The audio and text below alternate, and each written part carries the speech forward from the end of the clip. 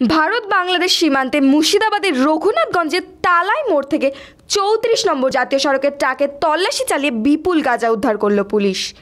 ঘটনায় ব্যাপক চাঞ্চল্য ছড়িয়েছে এলাকায়। প্রায় 250 কেজি গাঁজা উদ্ধার করলো রঘুনাথগঞ্জ থানার পুলিশ। এদিন বৃহস্পতিবার গোপন সূত্রে খবর পেয়ে জাতীয় সড়ক তল্লাশিতে 10 চাকা লরি থেকে গাঁজা উদ্ধার করা হয়। গ্রেপ্তার হওয়া গাড়ি চালক জানায়, এই গাঁজা উত্তরবঙ্গ থেকে নদিয়ার উদ্দেশ্যে নিয়ে যাওয়া হচ্ছিল। রঘুনাথগঞ্জ পুলিশ তারা যে প্রতিনিয়ত যে নাকা চেকিং করে, তার একটা অংশ হিসেবে নাকা চেকিংয়ের একটা 10 চাকার গাড়িতে তাতে 9 বস্তা র গাঁজা, সেটা আনুমানিক ওজন হচ্ছে 250 কেজির মতন, সেটা ধরা পড়েছে।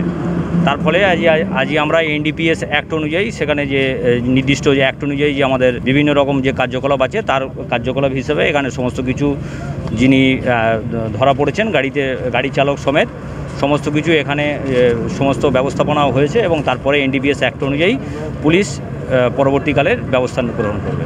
যে গ্রেপ্তার হয়েছে তার নাম, নামটা আমার এই মুহূর্তে নেই। নামটা কি নাম আছে? হ্যাঁ, শক্তিকান্ত, সম্ভবত শক্তিকান্ত। ডিটেলসটা দিয়ে দিচ্ছে পুলিশের।